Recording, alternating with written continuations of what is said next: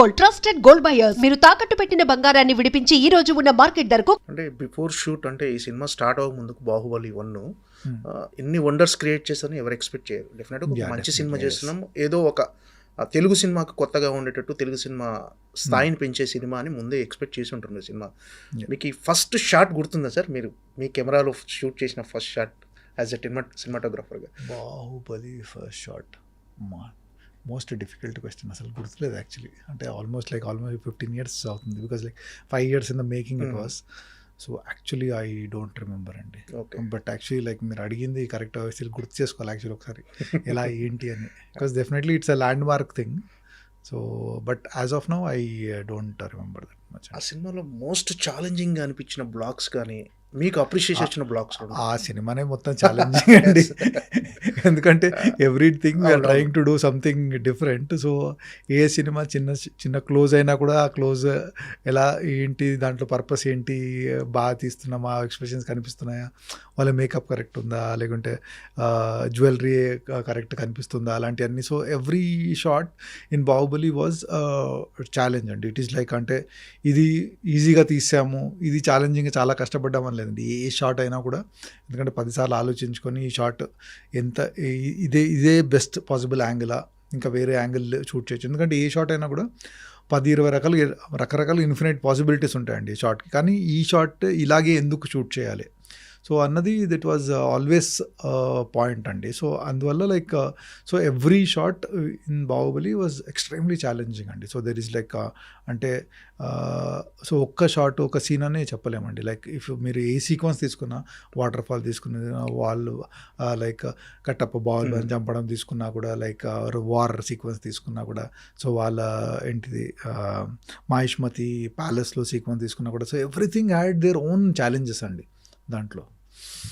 టెక్నికల్గా మీరు కొత్తగా యూజ్ చేసిన ఎక్స్పెరిమెంట్స్ కానీ, కొత్తగా యూజ్ చేసిన టెక్నికల్గా అది కెమెరాలో కొత్త సార్ ఎలా ఏమైనా కొత్తగా యూజ్ చేసేసారు కొత్త కెమెరాలు కానీ?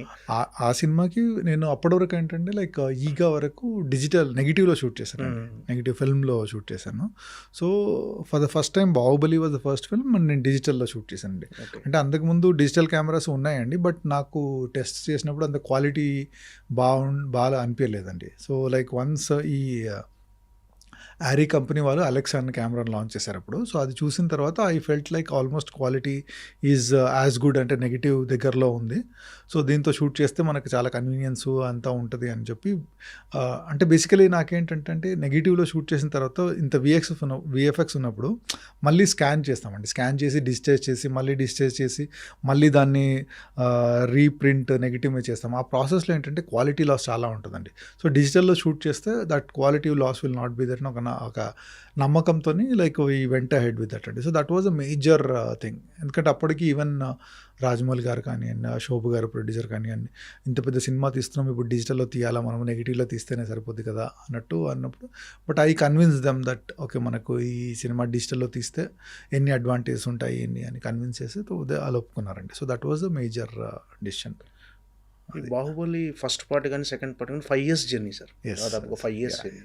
ఈ 5 years జర్నీలో మీకు ఎప్పుడైనా అరే 5 years పట్టేసింది అని ఒక అలా ఏదైనా అంటే 5 ఏళ్ళు పడుతుంది అని అనిపించిందా, లేకపోతే ఈ ప్రాసెస్ని ఎంజాయ్ చేశారా? ఇంత టైం టేకెన్ తీసుకుంటున్నాం అనుకున్నారు అంటే డెఫినెట్లీ అప్పుడప్పుడు అనిపించేదండి, ఫ్రస్ట్రేషన్ డెఫినెట్లీ ఉంటుందండి. అంటే ఒకే పని ఒకే దాంట్లో ప్రాసెస్లో అలా చేస్తూ ఉంటే definitely it will be little frustrating. But major advantage ఏంటంటే we had such a great team అండి. So every day something exciting వస్తారు. అంటే పర్ఫార్మెన్స్ ఎక్సైటింగ్ కానివ్వండి, లేకుంటే ఆర్ట్ డైరెక్టర్ ఏదైనా అద్భుతంగా చేయడం కానివ్వండి, లేకుంటే విఎఫ్ఎక్స్ వాళ్ళు. So there are so many things which are exciting అండి. ఆ ఎక్సైట్మెంట్ అనేది it's kept keeping us energy. So ఏదైనా డిప్ అవుతున్నప్పుడు something exciting will happen. So next ఇంకా చేయడానికి ఒక ఛాలెంజ్, ఆ ఛాలెంజ్ని ఓవర్కమ్ ఎలా చేయాలన్న టెన్షన్ అది ఉండేదండి.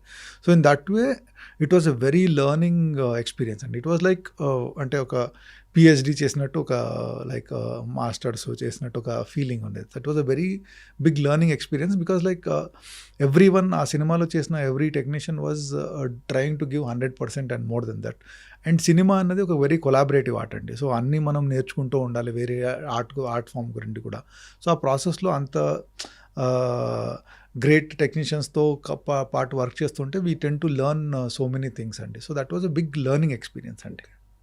అంటే సార్ మామూలు సాధారణంగా ప్రతి సినిమాకి అంటే ఏ సినిమాకైనా సరే ఇప్పుడు 'బాహుబలి' కావచ్చు, మీది 'మగధీర' కావచ్చు, 'ఛత్రపతి' కావచ్చు, ఏ సినిమాకైనా మీ వర్క్ అనేది చాలా హార్డ్ వర్క్ ఉంటుంది. ఒక కెమెరామెన్, సినిమాటోగ్రాఫర్‌గా కొత్తగా మీరు రెగ్యులర్‌గా స్టడీ చేస్తూ, అప్డేట్ అవుతూ ఒక సినిమాని 'బాహుబలి' కావచ్చు, 'త్రిబుల్ ఆర్' కావచ్చు, కానీ దానికి తగ్గ అప్రిషియేషన్ అనేది ఆడియన్స్ నుంచి ఇప్పుడు టెక్నాలజీ డెవలప్ అవడం వల్ల వస్తుంది. కరెక్ట్. సో మీ వర్క్ గురించి తెలియకుండా అరే మనం ఇంత వర్క్ చేసాము, మనకు దాని తగ్గ అప్రిషియేషన్ రాలేదు అని ఎప్పుడైనా ఫీల్ అయ్యారు సార్? ఇప్పుడు ఎలా ఉంది ఇప్పుడు? అంటే లైక్ ఇప్పుడు ఈ జనరేషన్లో ఉండడం is actually a very blessing అండి. అంటే ఇప్పుడు మాకంటే ముందు జనరేషన్ వాళ్ళైతే అసలు కెమెరామెన్ అని ఒక మనిషి ఉంటాడని కూడా తెలియదండి. సో అందరికీ ఏంటంటే మొత్తం హీరోని చేస్తాడు, నెక్స్ట్ టైం చేస్తాడు, డైరెక్టర్ చేస్తాడు అనేది ఉంటుందండి. సో ఇప్పుడు ఈ జనరేషన్ ఉండడం I'm very very happy for that అండి. అంటే సో ఇప్పుడు at least there is some kind of recognition which is coming.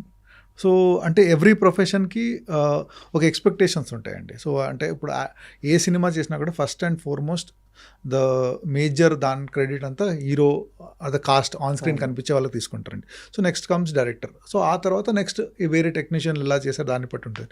So మనం ఒక ప్రొఫెషన్లో ఉన్నప్పుడు మన ఎక్స్పెక్టేషన్స్ కూడా చాలా రియలిస్టిక్గా ఉండాలండి. సో మనము ఓకే వేరే టెక్నీషియన్ లెవెల్లో ఇలా ఎందుకు రావట్లేదని పడడం కంటే మన ప్రొఫెషన్లో okay what best we have achieved, what best recognition we have got అనేది ఉండాలి. అండ్ అప్రిషియేషన్ వస్తే definitely you will always feel happy అండి, దాంట్లో డౌట్ లేదు. బట్ ఏంటంటే అండి మన ప్రొఫెషన్లో we should always think okay ఈ సినిమా చేసినప్పుడు వాట్ ఐమ్ ఐ డూయింగ్, అంటే నేను సినిమా చేసేటప్పుడు నేను నా అప్రిషియేషన్ కోసం చేస్తున్నానా వరకు సినిమా కోసం చేస్తున్నానా. So in that way I always అంటే ఫస్ట్ నుండి అండి ఒక సినిమాకి what best I can contribute to the film అని చేస్తూ వచ్చానండి. విచ్ ఇండైరెక్ట్లీ ఆ సినిమా బాగా వస్తే ఆడియన్స్ విల్ డెఫినెట్లీ ఫీల్ అండి. And definitely that appreciation has been coming slowly in a big way అండి. So I'm very happy for that అండి. So అలా ఎప్పుడన్నా కూడా I feel I'm very lucky to get so much of recognition. అంటే I don't think other సినిమాటోగ్రాఫర్స్కి ఇంత recognition చాలా తక్కువ మందికి ఉందండి. So I'm one of those guys. I feel very blessed అండి. ఓకే. ఈ 5 ఏళ్ల జర్నీలో 'బాహుబలి' ప్రభాస్తో ఉన్న working experience it was wonderful experience అండి. అంటే ప్రభాస్ అనేవాడు ఈజ్ డార్లింగ్. యాక్చువల్లీ అతన్ని ఫ్యాన్స్ భలే పెట్టారు అతని పేరు. Is actually true darling. So అతనితో it was been always a very happy experience అండి. ఎప్పుడు కూడా అంటే ఆ సినిమా చేసేటప్పుడు the kind of dedication he has shown towards film. So 2 క్యారెక్టర్స్కి వేరియేషన్స్ కానివ్వండి, శివుడు క్యారెక్టర్ కానీ బాహుబలి క్యారెక్టర్కి the kind of variations he has shown. So the kind of dedication. So ఏదన్నా కొత్తగా హార్స్ రైడింగ్ నేర్చుకోవడము, లేకుంటే రాక్ క్లైంబింగ్ నేర్చుకోవడము, సో మెనీ థింగ్స్, ఆ వార్ ప్రాక్టీస్ చేయడము. So the dedication and focused is what made him what is today అండి. అంటే బాహుబలి తర్వాత is probably India's biggest star now. So it is because of his hard work and dedication that he has become. So it was a very very great experience working with him అండి. Other than అంటే మరి 'ఈగ' కావచ్చు, 'బాహుబలి' కావచ్చు, మీ work అనేది అలాంటి సినిమాలకు మినహాయిస్తే 'ఛత్రపతి' అనేది కూడా బిగ్గెస్ట్ కమర్షియల్ సినిమా సార్. అప్పట్లో ఒక బిగ్గెస్ట్గా, అందులో కూడా మీ విజువల్స్ ఒక విజువల్ ఉంటుంది సార్, 'ఒక్క అడుగు' అని మన సో అలాంటి విజువల్స్ ఇప్పటికీ డెఫినెట్ అది టీవీలో వచ్చినప్పుడు ఆ టైంలో టెక్నికాలిటీ ఎంతవరకు అందుబాటులో ఉంది సార్ మీకు? టెక్నికల్గా ఎలాంటి యూజ్ చేసేవారు మీరు? అంటే ఎలా అంటే అదే నేను చెప్పాను కదండి, it is a complete team work. So director has an idea of ఇది ఇలా తీయాలని. సో అంటే as a technicians we all contribute little. అంటే ఒకసారి fight master and me and so many people ఆ లొకేషన్ అంటే డిపెండ్స్ అపాన్ ఏం తీస్తున్నాం, సాంగా, డాన్సా, ఫైటా, ఏం తీస్తున్నాం అని దాన్ని బట్టి సో ఎవ్రీ వన్ కాంట్రిబ్యూట్స్ అండి. సో అలా చేసేటప్పుడు మనకు ఆ టైంలో whatever technology is available to us. So ప్రస్తుతం ఏంటంటే we have access to so many things అండి. ఇప్పుడు సో అప్పుడు ఏంటంటే there was lot of limited access because of various reasons. So అప్పుడు దాంట్లో మనకు దగ్గర ఉన్న దాంట్లో మనం ఏం బెటర్గా చేయొచ్చు అంటే దట్ వాజ్ ఆల్వేస్, అంటే ఇది లేదు కాబట్టి మనం చేయొద్దు అంటే దానికోసం వెయిట్ చేద్దాం అలా కాకుండా, సో వాట్ ఎవర్ మనకు అందుబాటులో ఉన్న రిసోర్సెస్ని యూస్ చేసుకొని మనము దీన్ని ఎలా బెటర్గా చేయొచ్చు, that was always the thing అండి. And I always believe that అండి. అంటే ఒక్కోసారి ఏమైందంటే లొకేషన్లో అది ఉంటే బాగుండేది, మనం చేయలేము అని ఆ యాటిట్యూడ్ వస్తే అండి, లైక్ మంచిగా ఉన్న షార్ట్ కూడా మనం పార్ట్ చేసుకోవచ్చు అండి. సో మనకేంటంటే, సో అందుకు ఆ టైంలో what ever resources we had మనకు అందుబాటులో ఉన్నాయి, we try to use it and get the best possible result. So finally ఏంటంటే ఆ షార్ట్ పెట్టిన పర్పస్ ఏంటి, దాన్ని కన్వే అవుతుందా లేదా, అది కన్వే అయింది అనుకోండి, so that people will remember అండి. ఎందుకంటే లైక్ మీరు రాజమౌళి సినిమాలో every shot or every action is backed by so much of emotion. So ఆ ఇమోషన్ బ్యాక్డ్ ఉంటుంది కాబట్టి మీకు షార్ట్లు అలా గుర్తుంటాయండి. ఓకే. అంటే కొన్ని మీ షార్ట్స్ చూస్తుంటే మగధీర కానీ, నెక్స్ట్ బాహుబలి కానీ, ఆర్ఆర్ఆర్ కానీ, అవి గ్రాఫిక్సా ఒరిజినల్ షార్ట్సా అని అనిపిస్తుంటాయి సార్. Yeah. కానీ అవి చూస్తే ఏంటంటే మీ ఒరిజినల్ షార్ట్స్. ఇప్పుడు Okay. ఆర్ఆర్ఆర్లో టైగర్ షాట్ కానీ, క్లైమాక్స్ షాట్ కానీ, ఇవన్నీ Yeah. చూస్తే అంటే అంత అడ్వాన్స్డ్గా ఉంటాయి మీ మీ ఫోటోగ్రఫీ అనేది. Yeah. సో ఇలాంటి అంటే ఇలాంటి టెక్నికాలిటీ మీరు అప్డేట్ చేసుకుంటానికి ఎవరిని ఫాలో అవుతారు సార్? ఏంటి అంటే ఇంటర్నెట్ అన్నది చాలా స్ట్రాంగ్ మీడియం టు లర్న్ అండి. లైక్ అంటే మనకి ఇప్పుడు ఏమైనా ఏదైనా తెలుసుకోవాలంటే like there is internet is there for us to no.